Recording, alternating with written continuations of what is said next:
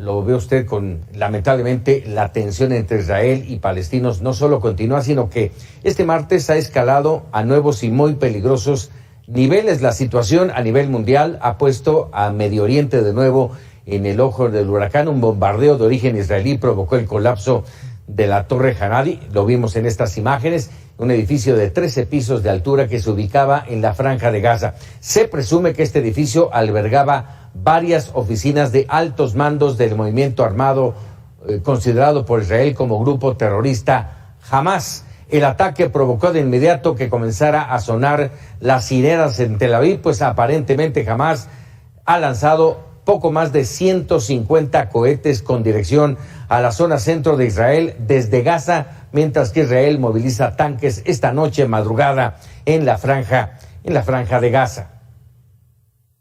Bueno, para conocer y para ahondar sobre este tema, hago contacto con el escritor, analista y experto en temas de Medio Oriente, Maru Soto Antaki. Maruán, ¿cómo estás? Un gusto saludarte como siempre. Hola, ¿qué tal? Muchas gracias. Buenas noches. Platícanos, a ver, ¿qué pasa en Israel?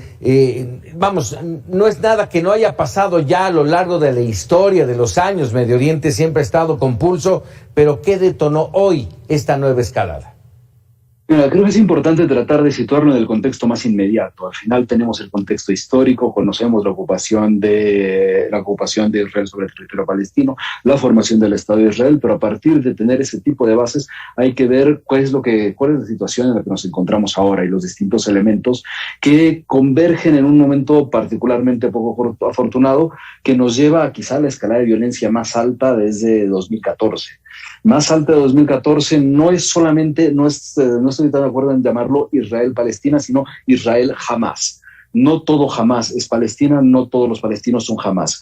Hamas es la entidad que controla parte del territorio palestino, el territorio de Gaza, hasta la parte de Fatah, que controla la parte de Cisjordania. ¿Por qué es importante esta aclaración? Porque al final creo que hay que ser cuidadosos en que no todas la gente tiene que conocer qué es lo que se está viviendo ahí, pero no todos son tan fáciles de resumir entre un bueno y un malo. Estamos hablando de una situación que está increíblemente deteriorada, en la que se juntan una serie de elementos muy particulares. Uno, estamos terminando el mes de Ramadán, el mes santo para los musulmanes. Desde inicio de Ramadán habían empezado esta escalada de violencia con el bloqueo por parte de fuerzas israelíes de la explanada de la mezquita Al-Aqsa, posterior a que un juez de distrito israelí ordena la evacuación de una serie de familias de Sheikh Jarrah, un barrio a unos kilómetros de Jerusalén, para poder construir en ese espacio una serie de asentamientos. Estos asentamientos han sido declarados por la comunidad internacional y por Naciones Unidas como asentamientos ilegales. No se reconoce la anexión del este de Jerusalén como parte del territorio israelí y se considera esta zona como zona ocupada militarmente por Israel. Este es quizá el primer evento de la serie de eventos detonadores que nos llevan a esta situación. Por otro lado, el fin de semana, fuerzas israelíes ocupan la zona de la mezquita de Al-Aqsa. Hay una incursión de las fuerzas israelíes adentro de la mezquita de Al-Aqsa, el tercer sitio más sagrado para los musulmanes, diciendo que estaban buscando unos objetivos específicos. La incursión no fue específica.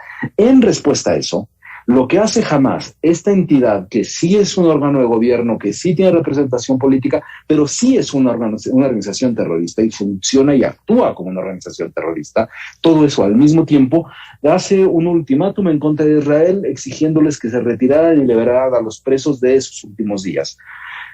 Inmediatamente después, Hamas lanza un ataque en contra del suelo de Jerusalén. En respuesta a eso, Israel ataca posiciones de Hamas en Gaza. Desde ahí se perdió absolutamente todo el control. Para ese momento estamos hablando de alrededor de 6 niños muertos, niños palestinos muertos.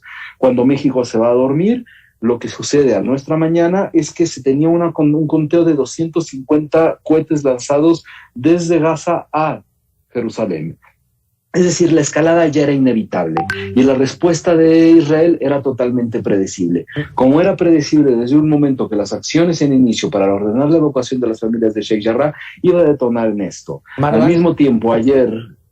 sí, dime. Déjame preguntarte, Maruán, Lo que vemos hoy, por todo lo que nos estás diciendo, es que esta escalada no quedará en este martes, va a continuar, y esto lo digo porque tanto Benjamín Netanyahu, el primer ministro israelí, como Mahmoud Abbas, el líder de Hamas, han decidido y han señalado que van a responder a cualquier ataque.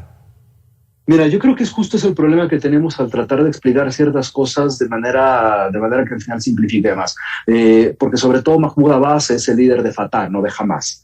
Entonces, la declaración de Abbas no va en relación a Hamas, sino tendría que ser a partir de Fatah. Entonces, no podríamos cometer ese nivel de imprecisión si queremos ser un poco más responsables. ¿Qué es lo que estamos viendo? Estamos viendo la imposibilidad de la región de poder llegar a un acuerdo donde se pueda vivir sin la necesidad de que el otro deje de existir. La diferencia de esto a otras ocasiones es la velocidad con la que se ha incrementado. En el conflicto de 2014, también entre Hamas e Israel, se dispararon alrededor de 4.500 cohetes en un lapso de 6 semanas. Llevamos más de 1.000 en las últimas 24 horas, lo cual nos puede dar un poco la diferencia de relación de 2014 a ahora. Mi preocupación es que no veo las posibilidades en este momento de que, a menos que haya una intervención por parte de distintos actores internacionales, haya una posibilidad de lo primero que se necesita es un cese al fuego inmediato por las dos partes para poder llegar a ver la posibilidad de algún tipo de plática en la que lo primero se tendrá que, ya que está el cese al fuego de las dos partes, detener los asentamientos israelíes que al final son parte de la crisis permanente en Palestina y Israel. La gran diferencia es que no hay igualdad de condiciones. No es lo mismo la actitud que se pueda tener con una entidad sí terrorista como es Hamas, con una actitud estatal como lo es el Estado de Israel. Entonces es muy complicado simplificarlo de una manera así. Lo único que puedo decir en este momento es que al final creo que es un escenario poco alentador en medio de pandemia. Al final sí tenemos distintas zonas sobre todo territorio de Gaza, que no tienen evidentemente el nivel de vacunación que se tiene en Israel, donde entonces es la suma de una crisis más otra crisis que no me permite ser muy optimista. ¿Qué es lo que veo de posibilidades más allá del llamado del Consejo de Seguridad de Naciones Unidas? Es que quizá Estados Unidos pueda tratar de entablar algún tipo de diálogo con Netanyahu, diálogo que tendrá que ser muy distinto a lo que se había visto con la administración Trump. No es la misma postura la de Biden con Israel que la de Trump con Israel, y al mismo tiempo ver con quién puede interactuar Hamas. No sé si puede interactuar Turquía, quizás sea, en este momento se va a sentir como una mayor posibilidad, pero en este momento no creo que tenemos ni siquiera cuáles son los posibles escenarios de un posible diálogo. Es decir, estamos muy atrás. Mucha atención, y estaremos muy pendientes en los próximos días. Marouan Soto Antaki, te agradezco como siempre que nos des claridad en este tema de Medio Oriente. Muchísimas gracias. Muchísimas gracias. Buenas noches. Muy buenas noches.